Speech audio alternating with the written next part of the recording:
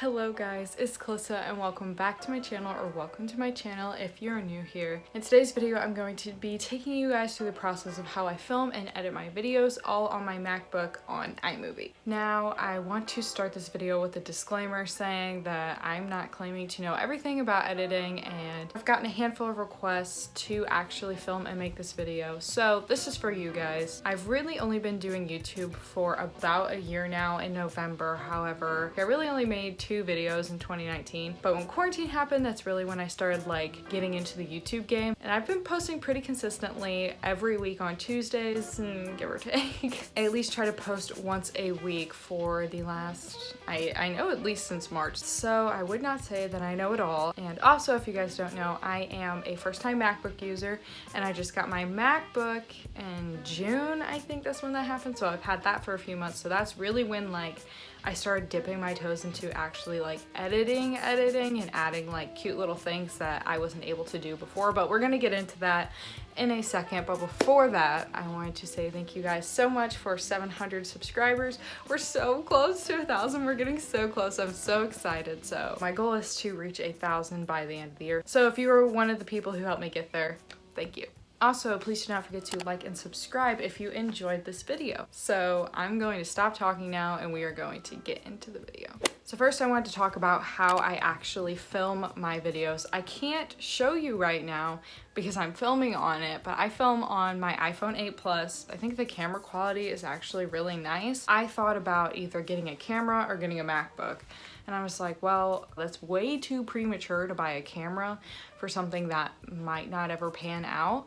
So I was like, if anything, you'll use the MacBook for editing, but you'll also use it for school because I'm a sophomore in college. So I've actually used my computer every single day. It's my favorite purchase that I've ever made, I guess, besides my car. Before I got my MacBook, I was editing my videos on iMovie on my iPhone and filming on my iPhone, and let me tell you, it is horrible to edit on your phone. It's so tiny and it's just really hard. So if anyone's in that position right now, it gets better. If you are a new YouTuber or you're someone who wants to get into YouTube, I would recommend probably investing in a computer first. If you have a phone with a good enough camera, it'll definitely work for the time being until, you know, maybe YouTube can generate you money to buy a camera, which is kind of where I'm at right now. Also, I just use a tripod from Amazon. I will link that below if you guys are interested. Also, can't show you because I'm using it to film on right now, but I'll insert a clip of what it looks like. It has a little Bluetooth clicker, or I don't know, Bluetooth button that you can just take off and you can take Instagram pictures with. I've actually done it a few times, so that's super helpful. So yeah, I film on my iPhone, I edit on my Mac. I'm thinking about getting a camera sometime in the future, but it's a very big investment, just like my computer was, but I was able to justify my computer because I knew I'd use it for more than just YouTube. So that's not me farting, I swear. I'm sitting on the leather couch. Well, before we get into actually how I film my videos, I want to tell you guys the process that I go through. I actually keep a tab up on my MacBook of a sticky, and I write down YouTube video ideas. I found when I first started, I would think of a really good idea and I'd be somewhere really random and I wouldn't write it down, and then I'd want to go film it and I couldn't remember what it was. So as soon as I get a video idea, I try to write it down somewhere, whether that be on my phone or on my computer. So I definitely recommend writing down every single idea that you have, even if you don't use it, because I don't use half of mine, but it is something to pick from. So now we're going to talk about how I actually edit. Since I film on my phone, I will just airdrop all of the pictures onto my Mac, and then I've seen people do it other ways, but this is before I watched any tutorials on it, and I would just save the videos to my camera roll and then open up iMovie and then import videos from my camera roll in there. There's probably an easier way, I don't know, this is just what I do, but definitely try to airdrop them because it's so quick and easy and you don't have to send it over email or send it over text, because that's when it gets all pixely and the quality just goes down when you do that. So I'm basically going to take you through what I do while I'm editing, my editing process, all the way from rough draft to final draft. So I do start with cutting my clips down. So now I'm going to show you guys how to actually make cuts to your video. So after you get your videos imported, this is where you'll scroll through and find the parts that you want to cut out.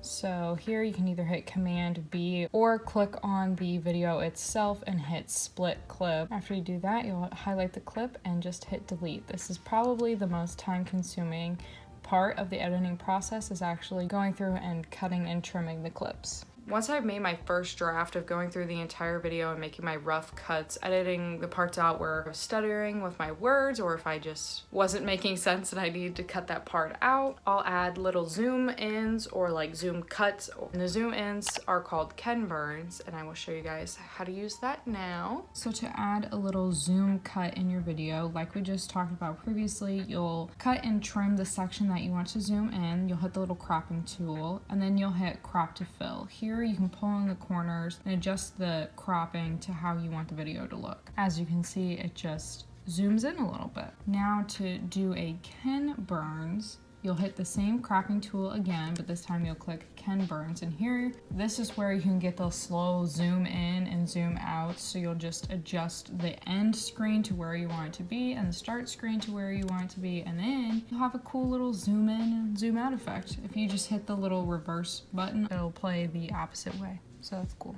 Okay, so now I'm going to show you guys how to add green screen or overlays or animations. So in all my blogs, I use this guy and I will show you how I insert him in. I think it's really cute. This actually took me forever how to figure out how to do for some reason, but I'm so glad that I finally figured it out. So this is how I figured out how to do it. So I just found this specific overlay green screen effect that I wanted and I screen recorded it, and then after you do that you just save and import it. Then you'll hit this button in the far left corner, you'll hit cut away, then you'll change it to green screen. After we do that, we're going to click on the clean up button and we're going to click the eraser tool, and then we're going to click once on the screen. Then we're going to press the check mark. And now you have a cool overlay. Okay, so now we're going to talk about adding text in our videos. I find that it adds a lot of character and it's something cute for the viewer to look at while you're talking. So for instance, in this vlog that I just posted, I'll put like what I'm doing in the side or down below or in the middle or something like that. And I'll add a sound effect of either a mouse click. So to add text, I never use Imovie because it has weird transitions and the text font isn't just cute. So the app that I do use is called Fonto, and I do this on my phone. I'll show you guys how I do that now, and then save it on my phone, airdrop it to my computer, save it, and then import it over my videos. Okay, and for adding text, we're basically doing the same thing we just did because we made the background of our text a green screen. I know that you can make a transparent background. This is just easy for me. It's simple. I just make it a green screen. After you've saved it, then you drag it in over the part of the video you want again. Then you'll switch to green screen. After this, you'll hit the cropping tool and then you'll hit crop to fill. Then you just have to adjust the exact timing, but that's it. And I'll add a sound effect of either a mouse click or a bottle cork pop thing. I will now show you guys how to enter those in. So you'll just click on the little audio tab, then click on sound effects. Here, there's a bunch of different sound effects you can pick from. You just have to scroll through all of them. My go-to one is normally golf hit 1, and then drag it under where you want it to play. And then you can adjust the volume, so it's pretty simple. After I've cut through my video, I've put my text in, I've added some sound effects, now I can add music to my videos. When I first started, I used the Imovie music that they had, and it's very limiting. And then I went to looking for copyright-free music on YouTube, and I found this artist that I really liked, and it worked for a few weeks of me using their music and giving them credit, but I had a video where 2 of the songs that I used were copyright, and I was like, okay, so I went back and I edited them and put 2 different songs of his, and those were copyrighted as well. And I was like, oh my god, are you kidding me? And then I went and I switched those with a different song of his, and that one got copywritten as well. So it just becomes super annoying and you don't want a copyright strike on your channel, so of course I went in to fix it. but I've discovered an app that's basically changed all of that for me, and it's called Thematic. It's free. I don't know how it's free. I don't even remember how I stumbled upon this, but it's amazing. So basically you just make an account, sign in, and you just look through all this music, and when you find it, you hit download, you open it up into your computer, then it comes up on your music when you're looking at iMovie, and then you just drag and edit it in. It is literally so amazing, and I find the right music for the right moment of the video really does change it. It really adds like an extra layer to the video when the music in the background is like, it's good.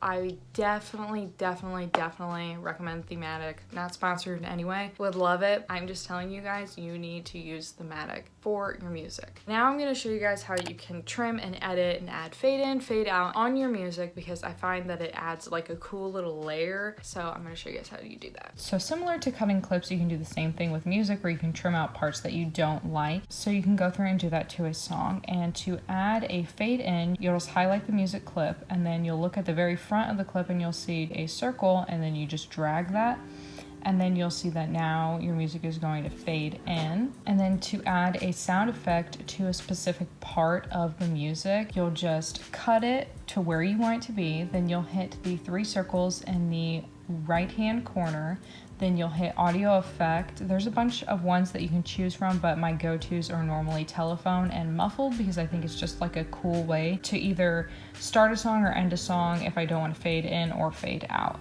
And fading out is very similar to fading in, it's just at the end of the clip, so you'll just grab the little circle and pull it. And lastly, I'm going to quickly touch on thumbnails, because there's a lot of videos about thumbnails out there, but I use 2 apps. I use the app Canva, and then I use Fonto, which I talked about previously. And now I'm going to show you the steps that I take in order to make my thumbnails. So to make my thumbnails, I always start out in the app called Canva, and here I will click on custom dimensions, and I will enter the size, which is 1280 by 720. After I do this, I'll go through my camera roll and figure out what pictures I want to use for my thumbnail, and I will just drag them in and size them up. After that's all done, I will save that. Then I will open up the app Fonto that I used before and click on the little camera icon, photo albums, and I will import the photo that I just saved from Canva on there, and this is where I will add text to my thumbnail. Once that's done, I will just airdrop it to my computer and upload it. Alright guys, I think that is it for today's video. Thank you so much for watching. I hope you guys found this video somewhat helpful and maybe enjoyable, or maybe it just sparks you to wanting to start a YouTube channel or something like that. I just hope this inspires you in any way, or you can start making some changes to your channel if you have one. Please do not forget to leave a comment down below. You can ask me any questions, because I respond to every single comment. Even if you don't have anything to say, just comment hi down below, because I love connecting with you guys. Anyway, I'm going to wrap this video up and get it uploaded for next week to keep my consistent content game up for you guys. So thank you so much for watching. I hope you guys are all staying safe, happy, and healthy, and I will see you in the next one. Bye.